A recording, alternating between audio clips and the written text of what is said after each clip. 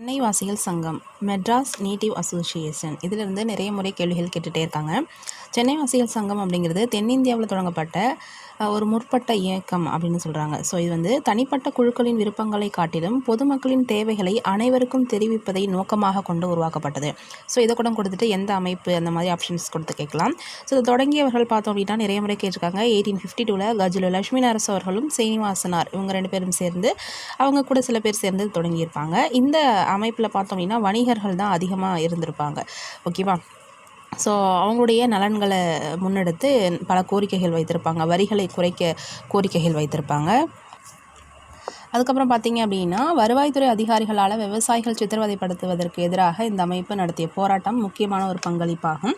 இவ்வமைப்பு மேற்கொண்ட முயற்சியில் தான் டார்ச்சர் கமிஷன் நிறுவப்பட்டது. ஸோ அதன் விளைவாக பார்த்தீங்க அப்படின்னா கட்டாய வரி வசூல் முறையை நியாயப்படுத்திய சித்திரவதை சட்டம் ஒழிக்கப்பட்டது அப்படின்னு சொல்லிட்டு கொடுத்துருக்காங்க. தேங்க்யூ.